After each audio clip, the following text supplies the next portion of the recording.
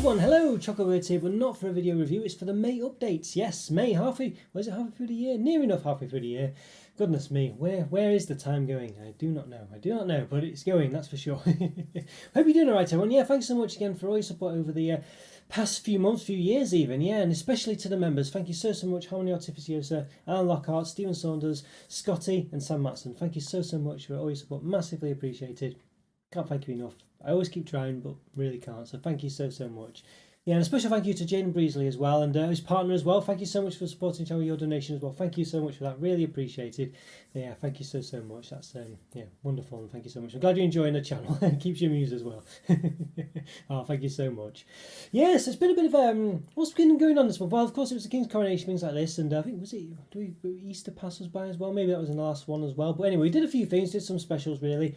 I think the main thing change for this month is the thumbs, basically the thumbnails for my videos. Now, you know, what the explanation for this was, you know, try to sort of personalize them, but you know, you see a lot of these thumbnails on YouTube with people's images, don't you, expressing emotions and stuff like that. And I guess I was kind of going for that to an extent, but it kind of means, you know, trying to do sort of stock images of myself in various expressions, you know, shock, happiness, anger, all a bit stupid really. I don't know, it's just, you know, you can do that and maybe that's the way forward. But what I did notice, I was looking at my videos, you know, the analytics and things, and seeing what was being watched, and just noticed that basically, you know, some of my older videos where it's just literally just a screenshot of the review itself, me holding it like that, you know, just literally that's it, no effort gone into it, still get, you know, plenty of sort of views and attract plenty of attention basically. So I just thought, you know what, all I need to do is really just show the product. And when I was thinking it myself, I've been thinking about it for some time, I just think, you know, I just need to just show what's there so people can see it, you know, just say, you know, review and here's the product. And so I just started doing that basically, and I think it seems to be working actually. I think it's definitely, you know, attracting more attention to my videos. It's just more simple, isn't it? You know, it's literally, this is what it is, you know, it's like the old Run Seal adverts, isn't it? It does exactly what it says on the tin, you know, it's just showing you exactly the image of what's being reviewed, and it says review underneath it. I might do a little comment above just to emphasize something so that you might not be able to tell from the image itself, maybe, you know, the flavor or something like that, you know. So yeah, so I think I'll be doing that from now on in. I've done it a few videos now, and it seems to be working. As I say, seems to definitely be a bit more striking, and people are just a lot more likely to click on it and notice it and things like this. So yeah, so we'll see how it goes. But I think that's definitely better. And to be honest with you, it's a lot easier for myself as well. I don't have to check I'm using a different image than last time. I don't have to sort of mess about and, you know, do more images of the product and stuff like that to fill the different gaps and things. And it's just a lot easier, really. It just actually is a lot easier. So it makes my life better for that reason as well. So that's good. You know, not that difficult to make the thumbnails, but it's just another thing to do, you know. And that's so one less thing, or at least one thing that's a bit easier than it was before, rather than more complicated, which is usually the way it makes things when you make these kind of changes. Usually makes things more difficult and take more time. But in this case, it's improved it. So very happy with that.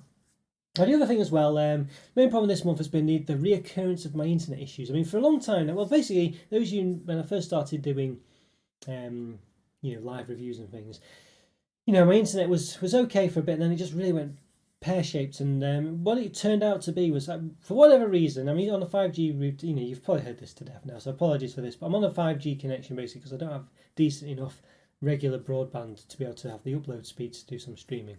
So I'm on the 5G router because that, you know, uses basically 5G to do it, and it's a lot more, well, 4G as well really, but you know, we'll come to that.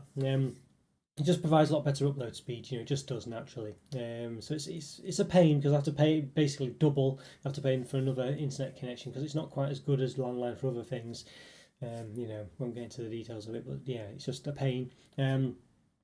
So I have that as well basically. But the problem is my router, for whatever reason, and there's only really, you know, and it happened before I had a 4G router before I upgraded to 5G. It happened with that as well. It just seems to be the way it is. I don't know why. It's just there's only really one company that makes these routers generally that's provided. You can probably buy your own one, but it costs you £400 or something. Is it worth it? Probably not. Or maybe it is, but you know what I mean. I've got the router for free anyway. Will it be any different? I don't know. But anyway, the gist of it is that there's two problems. Firstly, it seems to, after a while, you seem to need to do a factory reset for it to then go back to actually being able to get decent download and upload speeds. It seems to just grind to a halt slowly over time, which is what happened originally back in the day when I was doing my live reviews. It just stopped working. You know, just literally I just lost all my upload and download speeds, and I couldn't work it out. You know, I just couldn't understand it because I was phoning them and stuff like that. I was moving it around the house and things, and it would temporarily work better. I think because I'd reset it, but then it would just, because reset naturally by unplugging it and plugging it back in, and it just never fixed itself, basically. It just kept going back, and I just couldn't understand it. I was looking online. I think I did read somewhere that someone said they did a factory reset and that sorted it, but I thought that can't be right. But anyway, so I put up with it for a longer time, really messing around and just literally trying to balance the router on my head, stand on top of a stool and stuff like that, just doing silly things, trying to get it to work. And eventually I did do the factory reset, and that sorted it. So every now and again, I've basically got to do a factory reset. But then what happened? I mean, that did sort it for a time. But then, I wasn't actually, this was still on a 4G connection. I wasn't actually getting 5G, which was annoying in itself, because that should have been the ultimate connection. But then eventually I did start to get 5G, and some of my download speeds went from, sort of 20 megabytes a second to about 60 plus, which was ridiculously better than what I had before, and it's still probably not really that great compared to what other people get on regular broadband that they have, or the ultra fast broadband rather than regular. Sorry, but it was great for me, But then the problem with 5G is it has really poor upload speeds, or at least not sufficient for me to do streaming, at 1080p, essentially. So it was just so I couldn't win. I could not win. But then the problem with that is when it connects to 5G, I can't stop my router doing that. I can't stop it. There's no way to stop it connecting to 5G. So I want it on 4G because that gives me the good upload speeds. And we're talking, sufficiently, a lot better than I really need, 10 plus megabytes a second where I need 5, whatever it is. And it's just, but I just can't stop it. So I was going into the settings of the router, trying to find out how to stop it. And there are some disabled settings actually where, a bit geeky really. So I do computer programs, stuff like that, and things like this. And I basically you can manipulate the HTML of the router's page to show the hidden objects, because I've basically just hidden them. And it's just options to pick what type of connection you want. But they've hidden it all, and it's not necessarily work. It doesn't necessarily work and things. It's just not quite right. So I tried all this and it didn't seem to work anyway. I sort of produced the hidden options, the hidden save button, things like that. But it still didn't fix the issue.